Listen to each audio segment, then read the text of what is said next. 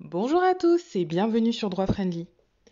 Fatigué des cours et devoirs à distance, marre de l'isolement social en raison de la fermeture des universités, Droit Friendly vous conseille pour réussir vos études de droit malgré cette tempête. Parmi vous, beaucoup souffrent en ce moment des effets de la crise dite Covid-19. Entre les cours à distance, l'isolement social, la perte de revenus causée par la perte d'un job étudiant, vous subissez une baisse de motivation importante dans votre travail. Un burn-out pour d'autres, sous la pression de fournir un travail toujours exigeant dans des conditions désastreuses. Alors comment y arriver malgré tout? Droit Friendly vous donne 3 conseils. 1. Acceptez vos faiblesses.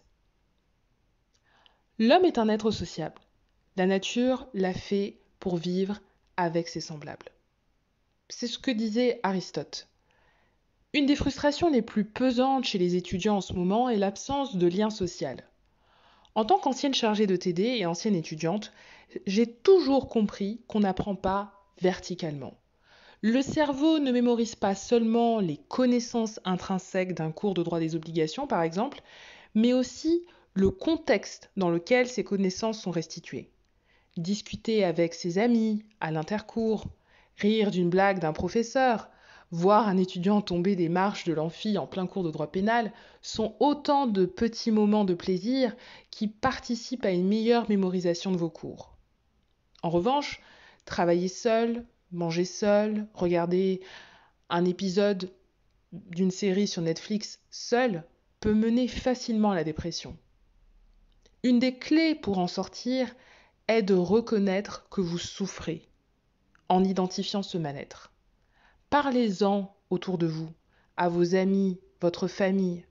Je vous invite à en parler également en commentaire si nécessaire sur la page Facebook Droit Friendly. Il existe aussi des associations et organismes spécialisés pour être à votre écoute, tels que Nightlife, SOS étudiants ou Soutien étudiant. 2. Travailler en groupe. Les étudiants en droit sont connus pour être très compétitifs entre eux.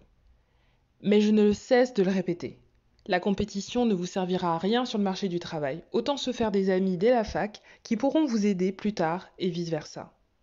Le travail de groupe a essentiellement pour vertu de vous motiver à travailler.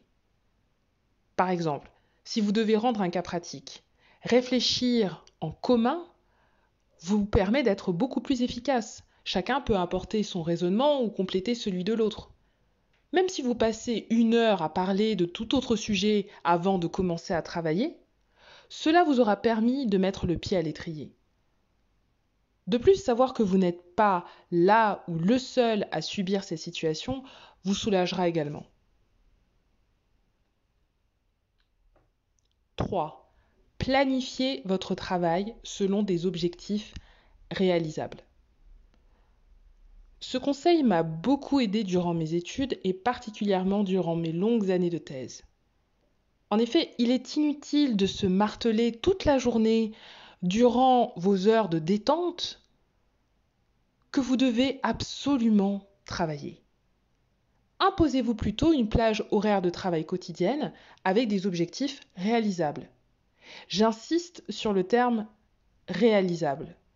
Il ne s'agit pas de se dire je vais faire ma dissertation en 2 heures, mais plutôt je vais rechercher les définitions des termes du sujet en 30 minutes, ou alors rechercher les différents articles et la jurisprudence nécessaires à la construction de mon argumentaire en 1h30.